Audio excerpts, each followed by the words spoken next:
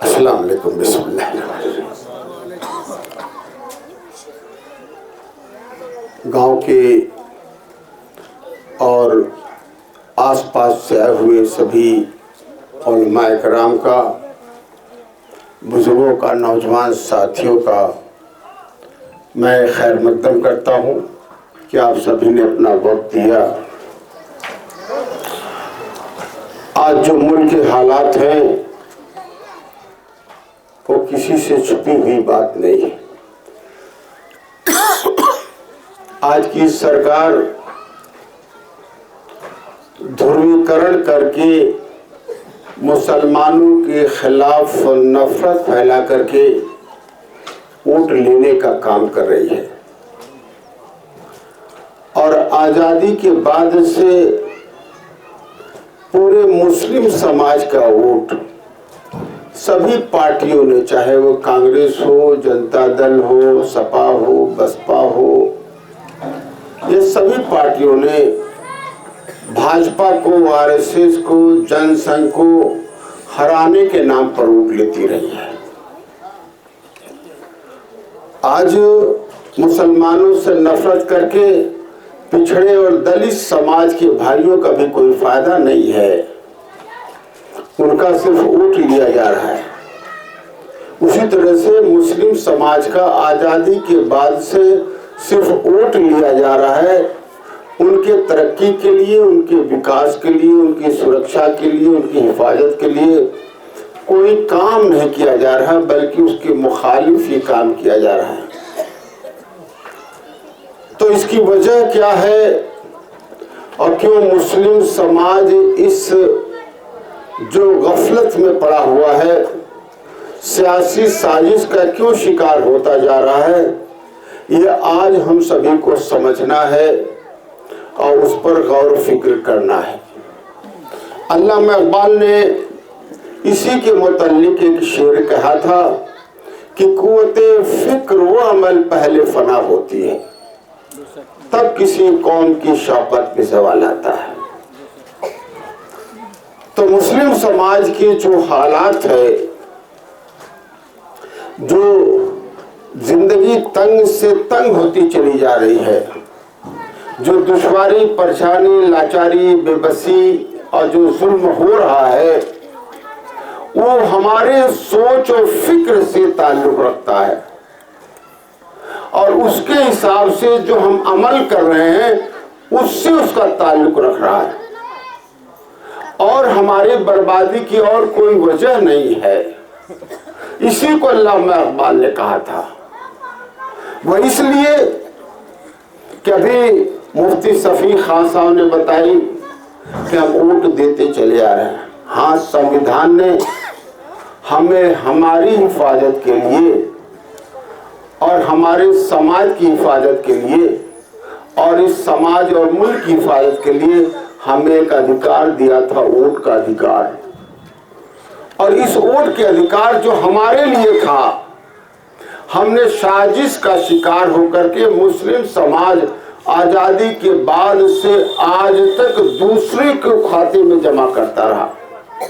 वैसे ही है कि हम जिंदगी भर कमाएं और अपना पूरा रकम दूसरे के खाते में जमा करें, चाहे जिस भी वजह से हो, वो इस्तेमाल करेगा। अगर हमने कांग्रेस के खाते में इस्तेमाल किया तो उसका मुख्यमंत्री, प्रधानमंत्री बना, वो अपने लिए इस्तेमाल किया, मुसलमानों के लिए नहीं किया। जनता दल ने अपने लिए किया।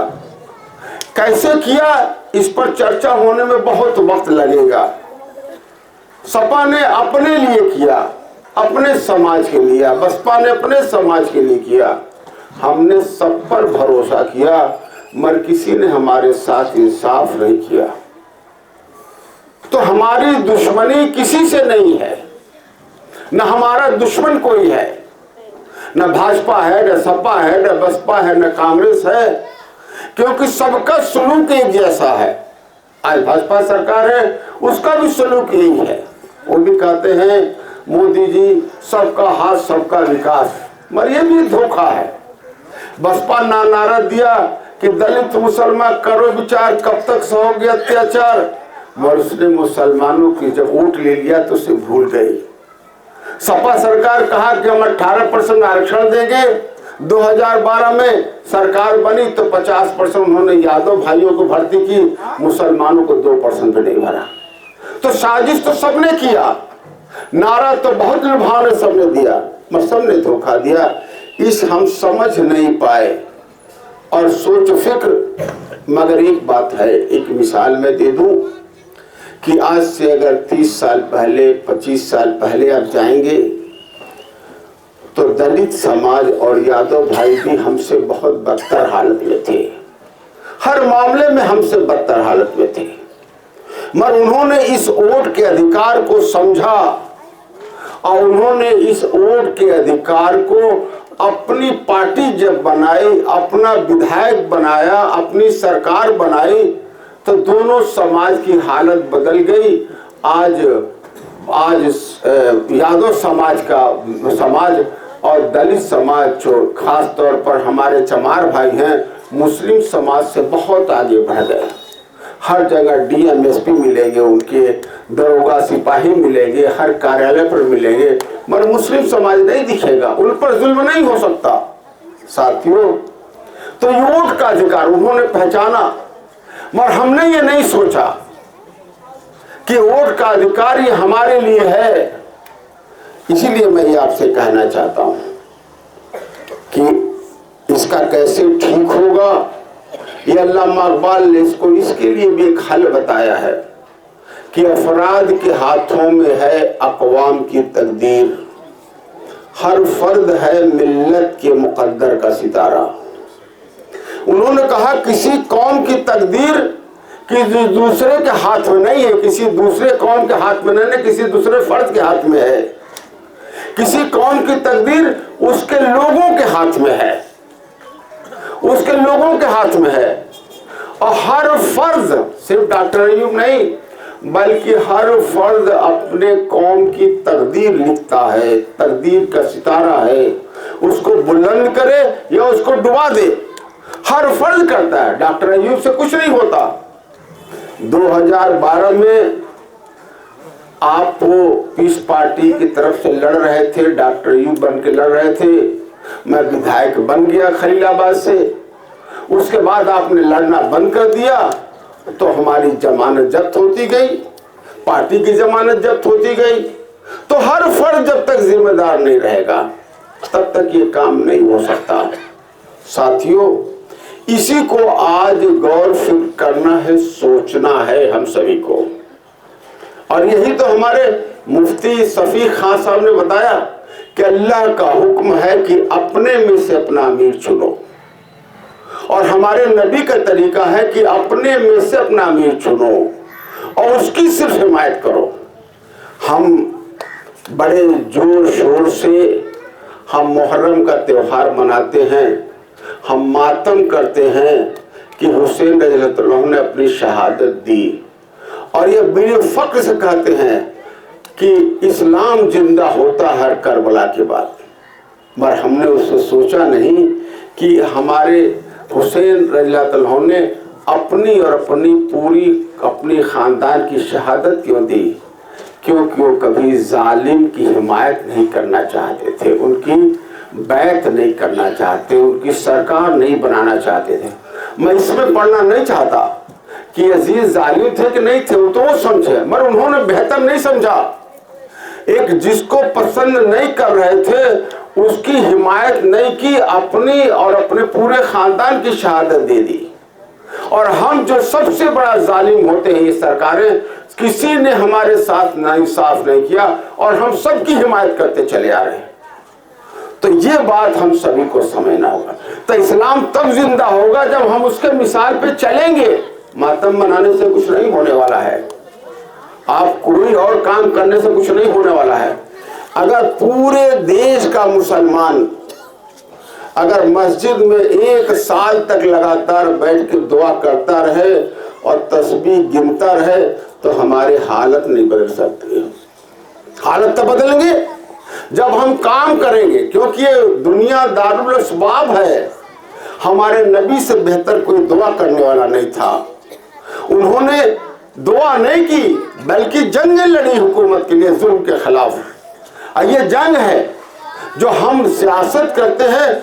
आज हुकूमत हासिल करने के लिए सियासत की जाती है, इसमें जंग नहीं करना, पहले जंग की जाती थी हुकूमत हासिल करने के लिए। साथियों, आज मैं एक मिसाल दे दूं वोट का, और आप जिम्मेदार हो और आप ही से ये मामला हल हो सकता है। एक शायर ने कहा था कि हमारे पांव का कांटा हम ही से निकलेगा, दूसरा कोई हमारे पांव का कांटा नहीं निकल सकता। किसी को क्या गरज है, हम मुफ्त में बिना मांगे सबको वोट दिए जा रहे हैं, हमें क्या गरज है। हमने 2024 में समाजवादी पार्टी को 90-95% वोट दिया कि नहीं दिया भाई? कोई गलत तो नहीं कह रहा हूं ना? दिया ना? अब हमें ये बता दो कि 90-95% हमने वोट उन्हें दिया और हमें हासिल क्या हुआ? हमें हासिल ये हुआ कि मैं आपके लिए हुकूमत में आने के लिए हम संघर्ष 10 फरवरी 2008 से कर रहे हैं। हमारी ये हालत है कि हम दर दर हर गांव में धूल फांक रहे हैं, और मुसलमानों की हालत ये है कि आज सपा बसपा कांग्रेस के मंच पर खड़ा होकर के अगर कोई मुसलमान दिखने वाला मुसलमान का नाम भी ले ले तो उस पार्टी के लोग उससे धक्का मार करके मंच से बाहर गिरा देंगे नहीं गिरा देंगे भाई। तो हमारी औकात ये हो गई, और आपके लिए जो संघर्ष कर रहा है उसकी औकात ये हो गई। समाजवादी पार्टी ने आपसे वोट मांगने नहीं आया, वो वोट भी मांगने नहीं आए, आप जबरदस्ती उनको देते रहे कि हमें भाजपा को हराना है, मगर उसको आपको क्या मिला? साथियों, आज तो इस हालत में मुस्लिम समाज पहुंच गया है कि कोई पार्टी मुसलमान का नाम तक नहीं लेना चाहती, कोई पार्टी नहीं लेना चाहती। मगर ये बदलाव मुमकिन है, इसके लिए जिम्मेदार कोई नहीं है। सपा बसपा कांग्रेस भाजपा नहीं है, ब्राह्मण क्षत्रिय यादव चमार भाई धोबी पासी और कुर्मी भाई नहीं है। इसके लिए जिम्मेदार हम सिर्फ हैं। तो भाई हम जिम्मेदार हैं कि वो पार्टियां जिम्मेदार है इस हालत के लिए? कौन जिम्मेदार है? जिसने अपना नेता चुना। अरे भाई, समाज यादव भी और चमार भाई भी विधायक रहे, मंत्री रहे, एमपी रहे, जब से ये देश आजाद हुआ तब से होते रहे, मगर उनकी हालत नहीं बदली। हमारी हालत मुसलमान विधायक एमपी एमएलए से नहीं बदल सकती। जब तक हमारी अपनी क़यादत नहीं होगी तब तक हालत नहीं बदल सकती। आप हमें बता दो, हालत ऐसे बदलेगी। इसी तो अल्लामा इकबाल ने कहा था कि अफराद के हाथों में अक़वाम की तकदीर, हर फर्द है मिल्लत के मुकद्दर का सितारा, हर फर्द है मिल्लत के मुकद्दर का सितारा। क्यों, कैसे? अगर आज पता चल जाए इस मेहदावल विधानसभा में 90-95% नहीं, आज पता चल जाए कि 80% मुसलमान वो पीस पार्टी के साथ है, तो हमें आप बताओ कि यहाँ का जो सबसे मजबूत प्रत्याशी होगा, चाहे किसी भी समाज का हो, वो पीस पार्टी का टिकट लेगा, सपा बसपा कांग्रेस का टिकट लेगा? किसका टिकट लेगा भाई? क्या किसी कैंडिडेट को बुलाना पड़ेगा कि हमारी पार्टी से लड़ जाओ? अरे सारे कोशिश करेंगे जो सबसे बढ़िया मिलेगा, जो सबसे ज्यादा पैसा लगाने वाला होगा, जो सबसे मजबूत होगा, जो सबसे ज्यादा अपना वोट देने वाला होगा, हम उसको टिकट देंगे। क्यों भाई? और टिकट देंगे, जीत जाएगा तो डॉक्टर अयूब जिंदाबाद कहेगा और पीस पार्टी जिंदाबाद कहेगा। कहेगा नहीं? कहेगा नहीं? वो ये यादव रहेगा तो अखिलेश यादव जिंदाबाद नहीं कहेगा, छत्री रहेगा तो आदित्यनाथ जिंदाबाद नहीं करेगा, चमार भाई रहेगा तो मायावती जिंदाबाद नहीं करेगा, और डॉक्टर अयूब जिंदाबाद। और लड़ाई किसके लड़ेगा? थाने में हो, तहसील में हो, ब्लॉक में हो, किसी डिपार्टमेंट में हो, आपकी लड़ाई मुस्लिम समाज की सबसे पहले वो लड़ेगा, क्योंकि जानता है नहीं लड़ेगा तो अगली बार डॉक्टर अयूब टिकट नहीं देंगे उसको। यही तो मुसलमान काम करता है। मुसलमान विधायक मंत्री मुसलमान के लिए नहीं लड़ता है, जिस पार्टी में रहता उसके लिए लड़ता है, उसके समाज के लिए लड़ता है। तो ये है। और हमारे मुफ्ती साहब ने बताया कि कहीं टेलीफोन करने की जरूरत नहीं है किसी को, न किसी को बताने की जरूरत है, न व्हाट्सएप करना है। आप 10 रुपए का झंडा अपने घर पे लगा लो, वो अपने आप ये खबर पूरे विधानसभा पहुंच जाएगा। क्यों भाई, आसान है कि नहीं है? किसी से लड़ाई लड़नी है इसमें? न जान देना, न गाली देना, न लड़ाई करना, न संघर्ष करना है। 10 रुपए का झंडा लगाओ और घर में जाके सो जाओ, वो खुद ही आपको जगाएगा। है कि नहीं है? देखा कि नहीं देगा? भैया इस घर पर देखो वो झंडा लगा हुआ है हमारा, है नहीं? जितने लोग गुजरेंगे कहेंगे किसी मुसलमान का घर है कहेंगे नहीं कहेंगे? है नहीं? अगर उससे उतार करके अगर भगवा झंडा लगा दो, वो मुसलमान का पुश्तैदी मकान है, सब दाढ़ी रखे हैं, सब नमाजी है, सब हज किए हुए हैं, तो क्या उसे मुसलमान का घर कहेगा कि हिंदू का घर कहेगा? किसका कहेगा भाई? है नहीं? तो ये पहचान है, किसी को बताने की जरूरत नहीं है। हमारे भाई कहते हैं कि डॉक्टर साहब झूठे परेशान हो, गठबंधन कर लो समाजवादी पार्टी से, मामला बन जाएगा। हमने कहा बहुत बड़ी बात है, आप हमें सलाह दे दो कि अगर हम समाजवादी पार्टी से गठबंधन करने के लिए अखिलेश जी से मिले तो क्या पीस पार्टी से गठबंधन करेंगे कि नहीं करेंगे? करेंगे भाई। अरे अब बोलोगे नहीं, हम खर्च चिल्लाए भाई, हमारे काम है क्या? अरे बोलो ना कस के, करेंगे कि नहीं करेंगे? नहीं करेंगे। और अगर हम सपा हम राहुल जी के पास जाए, मायावती के पास जाए तो करेंगे कि नहीं करेंगे? कहेंगे सारे मियाँ तो दे रहे समाजवादी को, ये आए हैं गठबंधन करना को। अरे गठबंधन तो दूर घुसने नहीं देगा अपने कमरे में, है कि नहीं है? और सारे मेहदावल विधानसभा के मुसलमान पहुंच जाए अखिलेश जी के पास कि भैया हमसे गठबंधन कर लो, तो करेगा भाई? कहे लाठी चार्ज करा देगा, मेवा सब आतंकवादी हो गए हैं, है ना? जानता ही तो उठवा देगा हम ही को, मरवाओ सबों को, तब भी नहीं होगा भाई। मगर अभी झंडा सिर्फ लगा लोगे तो किसी से कहने की जरूरत है। यही तो राजनीति है नहीं? यही तो राजनीति के अलावा और कुछ नहीं है। इतना आसान, ये हमें समझ में नहीं आया कि हमारे हालात कैसे बदल सकते हैं। हमें एक और बात बता दूं, मिसाल दे दूं, अगर पता चल जाए कि पूरे प्रदेश का 80-90% नहीं, 95% नहीं, अभी तो आपने 24 में 95% दे दिया है। अगर 80% मुसलमान पता चल जाए कि समाजवादी पार्टी के नहीं, वो पीस पार्टी के साथ है, मान लो ऐसा हो जाए, तो ये बताओ दूसरे दिन से, आज पता चल जाए तो दूसरे दिन अखिलेश जी, मायावती जी, राहुल जी डॉक्टर अयूब के घर का चक्कर लगाना शुरू कर देंगे? नहीं कर देंगे? अरे बोलो भाई, कर देंगे ना। जो आदमी घुसने नहीं दे रहा है वो चक्कर लगाना शुरू कर देगा नहीं कर देगा? और आपस में लड़ाई लड़ेंगे सब कि कौन पहले घुस जाए, है कि नहीं है? और गठबंधन जो नहीं करेगा शायद ही एक सीट जीत पावे, है नहीं? तो आप हमें बता दो कि गठबंधन, हम आज कितनों नाक रगड़े, तू कितनों नाक रगड़ो, कितनों उनकी सिफारिश करो, पैर पकड़ो, वो गठबंधन नहीं करेंगे, है नहीं? कुछ भी कर लो दुनिया, कितनों दुआ कर लो, कितनों जादू कर लो, कितनों टोना कर लो, वो गठबंधन करेंगे भाई? नहीं करेंगे। मगर एक सिर्फ 10 रुपए का झंडा लगा लो, है कि नहीं? कितना आसान है। ये बात हम सभी को समझ में नहीं आई। वो झंडा लगा तो गठबंधन के लिए कोशिश करेंगे। अरे हुजूर सिर्फ कोशिश नहीं, हम चाहेंगे जो सीट लेंगे, जितना चाहेंगे देंगे, जितना भी उन्हें देंगे मान जाएंगे, नहीं मान जाएंगे? उनसे हमें सीट मांगने की जरूरत, पर हम सीट देंगे और सरकार बना करके जैसी सरकार चाहेंगे वैसी सरकार चलाएंगे।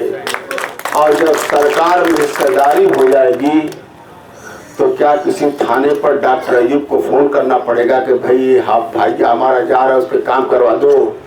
अरे हुजूर आज तो हर थानेदार जहां मुस्लिम इलाका होता है वहां सबसे ज्यादा घूस लेकर के आता है कि वहां सबसे ज्यादा कमाई है। मियाँ को जितना फंसाओगे, जितना गाली दोगे, जितना मारोगे, उतना ही नोट देगा वो, है नहीं? आज तो ये हालत हो गई है। आज एक चमार भाई चला जाए तो उसे कुर्सी दे देगा, मगर मियाँ को खड़ा होकर देखेगा, कहेगा साले तू आ गए, गाली देना शुरू कर देगा। साथियों, और सरकार में जब हो गए तो सबसे पहले सलाम करेगा, खड़ा होकर सलाम करेगा, कुर्सी बिठाएगा, चाय भी पिलाएगा, तुरंत आपका काम भी करेगा। साहब उसी दिन हमारे हालात बदल जाएंगे, है नहीं? और हमारी नौकरियां जितनी हमारी आबादी हम लेंगे, दूसरे समाज को ईमानदारी से दे देंगे, इसमें क्या बुरा है भाई, है नहीं? साथियों, आपने 95% सपा को वोट दिया, उसमें कहीं एक वोट में मुसलमान का नाम लिखा है क्या? मुसलमान की कोई हैसियत है क्या राजनीति में? और आप गठबंधन कर लिए, यादव जी से करो तो यादव जी वोट डालेंगे आपके अकाउंट में, चमार जी से करो तो वोट डालेंगे आपके अकाउंट में, राहुल जी से करो तो वो आपके अकाउंट में वोट डालेंगे, तो सारा वोट मियाँ जी का होगा, है नहीं? यादव जी का, चमार जी का नहीं होगा। जितना आपके अकाउंट में पड़ेगा, इनके अकाउंट में अगर ये कितना पैसा अपना जमा कर दें तो इनका पैसा होगा, इनका कुछ नहीं होगा। इतना आसान तरीका भाई, आसान है कि नहीं है? आसान है ना? और मुफ्ती साहब ने बता दिया है कि कैसे खबर पहुंचानी है दुश्मनों को। किससे? कैसे? एक झंडे से। 10 रुपए का एक झंडा, तो भाई कितने लोग अब लगा लेंगे बता दो हमें आप? कोई है ऐसा बाकी है जो नहीं लगाएगा? लड़ाई नहीं लड़नी है, खुद प्यार से रहना है। अपने आप वोटों की बरसात होगी, अपने आप लोग सलाम करेंगे, और जो जितनी बड़ी दाढ़ी देखेंगे, टोपी देखेंगे, उतना झुक के लोग सलाम कल से इंशाल्लाह करने लगेंगे। अभी चुनाव नहीं है, अभी वोट नहीं डालना है, अभी सरकार नहीं बनानी है, मगर अगर लगा लोगे झंडा तो आज ही से लोग झुक के सलाम करना शुरू कर देंगे। चुनाव भी बहुत दूर है, क्यों करना लगेंगे? नहीं करेंगे। आज ही से इंकलाब हो जाएगा, कल का इंतजार नहीं होगा, आज ही से इंकलाब हो जाएगा। और हमारी माँ बहनें आज तो मजदूरों की जमात पैदा कर रही हैं। जो 15 साल का 20 साल का हमारा बच्चा हो रहा है, वो पासपोर्ट बनाने के लिए जिहाद कर रहा है। क्यों भाई, है कि नहीं है? कि हम मजदूरी करेंगे, दुबई में जाके, सऊदी में जाके मजदूर बनेंगे। क्यों है भाई, गलत कर रहा हूँ क्या? हाँ, और जो पासपोर्ट नहीं बनाता वो कलकत्ता में, चेन्नई में, मुंबई में, दिल्ली में वो जाके मजदूरी करता है नहीं? और चमार भाई, यादव भाई, जिसने ये वोट की हैसियत ताकत समझ ली है, जिसने सरकार बना ली है, उनके बच्चे डॉक्टर इंजीनियर बनाने के लिए तैयारी कर रहे हैं, दरोगा सिपाही बनने के लिए तैयारी कर रहे हैं, इंजीनियर और जज कलेक्टर बनने के लिए तैयारी कर रहे हैं। तो इसके लिए जिम्मेदार कौन भाई? हमारी सोच, है ना? अल्लामा इकबाल ने एक और शेर कहा था कि इश्क कातिल से भी, मकतूल से हमदर्दी भी, ये बता किससे मोहब्बत का सिला मांगेगा, सजदा खालिक को भी, इबलीस से याराना भी, हस्र में किससे अकीदत का सिला जज़ा मांगेगा। साथियों, इसका मतलब बिल्कुल साफ है। अगर लोगों ने आपके साथ जुल्म किया है, दंगा फसाद में कत्ल किया है, हम उसके इश्क करके हम वोट डला रहे हैं, है नहीं? और मकतूल जो मुस्लिम समाज है उससे हमदर्दी भी दिखा रहे हैं। ये तो अल्लामा इकबाल ने कहा था कि ये वैसे ही है कि हम सजदा तो अपने रब को करें मगर इब्लीस की इबादत करें। साथियों, हमने अपने रब और अपने नबी से बगावत की है, हमने अपने में से अपना अमीर चुनने के बजाय गैरों को अमीर चुना है, उनकी हिमायत की है, अपनी मुखालफत की है। क्यों मैं मुखालफत की नहीं की, मैं आपके लिए लड़ रहा हूँ तो मुस्लिम समाज के लोग ही हमें कहते हैं कि हम आदित्यनाथ के दोस्त हैं। बात सही नहीं सही भाई? हाँ, पीस पार्टी भाजपा का एजेंट है, कहते नहीं कहते हैं? और अखिलेश यादव, मुलायम यादव ये हमारे मसीहा हैं, कहते नहीं कहते हैं? है नहीं? तो इश्क कातिल से भी है और हमारा कत्ल हो रहा, हमसे हमदर्दी दिखा रहे हैं और हमारे लिए अफवाह फैला रहे हैं कि हम भाजपा। अरे साहब, भाजपा के एजेंट और आदित्यनाथ का दोस्त ऐसे हुए कि सरकार बनी जिस महीने में आदित्यनाथ ने, दूसरे महीने में हमें बलात्कार में जेल भेज दिया। मालूम होने वाला आपको, 3 महीने तक मैं जेल में रहा और अभी 2019 में राष्ट्रद्रोह NSA में फिर जेल भेज दिया। इतनी दोस्ती है हमारी, इतना मैं भाजपा के लिए काम करता हूं, है नहीं? फिर 3 महीना फिर जेल में रहे। अभी मुकदमा चल रहा था, पता नहीं क्या होगा। और सब मिलकर के हमें हराने आते हैं, सपा, बसपा, कांग्रेस, भाजपा सब मिलकर के हराते हैं और पूरे देश के सभी नेता के हराते हैं। साहब यही तो है, क्योंकि हमने समझा नहीं उनकी साजिश को। वो जानते हैं कि हमें तो ऐसी कोई हड्डी हमारी नहीं बची है जो न टूटी हो। मालूम नहीं मालूम है? 2012 में पैर पर नहीं खड़ा पाता था, है नहीं? सब तोड़वा डाला है। अरे जब मैं सिर्फ डॉक्टर था तो लोग मसीहा कहते थे, लोग कहते थे कि डॉक्टर अयूब फरिश्ता है, कुछ लोग भगवान कहते थे, डॉक्टर अयूब भगवान है। एक एप्लीकेशन भी थाने में नहीं पड़ा था और जब आपके लिए लड़ाई लड़ी तो भाजपा के एजेंट भी हो गया, बलात्कारी भी हो गया, राजद्रोही भी हो गया, 3-3 महीने जेल भी रह गया। भाई मेरा क्या फायदा भाई बता दो इसमें? कोई विधायक बनने से मेरा कोई फायदा है क्या भाई? कोई फायदा है हमारा? अरे यहाँ आकर धूल छांक रहे हैं, पूरे 2 दिन से आपके विधानसभा में है, अस्पताल पर रहते तो कुछ कमाते तो भाई कि नहीं कमाते? अरे सुबह से किसी ने खाना नहीं दिया है, मैं सच कर रहा हूँ आपको।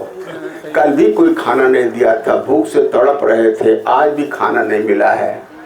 अब बताओ ये मैं तो आपके लिए कर रहा हूँ ना, मुझे इतना परेशान होने की क्या जरूरत है? मगर हमारी मजहबी फरीजा है जो मुझसे निभा रहा हूँ। आपसे बेपनाह मोहब्बत है, अकीदत है, इसलिए मैं परेशान हूँ। और आप हमें भाजपा के एजेंट कहते हो तो तकलीफ होगी नहीं होगी? है ना? तो यही अल्लाह मेहरबान का मैं इसलिए मैं कह रहा हूँ कि हमने अल्लाह से बगावत करके, नबी से बगावत करके और डॉक्टर अयूब और पीस पार्टी पर तोहमत लगा करके हम इस हालात में पहुंच गए कि हमसे सब नफरत करने लगे। और जब मरने के बाद अल्लाह और नबी के बागी होकर के हम मरेंगे तो वहाँ हमारी क्या हालत होगी, इस पर गौर कर लीजिए। हमारी समझ से इससे भी और बदतर हालत होगी अगर हमने अपना ये किरदार नहीं बैठा। इसलिए आपसे गुजारिश है कि अल्लाह से माफ़ी मांगिए और अल्लाह के हुक्म नबी के तरीके पर चलिए और जिस तरह से सारे समाज के लोगों ने तरक्की किया है उसके हिसाब से तरक्की कीजिए। इसी में हमारी, आपकी और सबकी और देश की भलाई है। अल्लाह हाफ़िज़।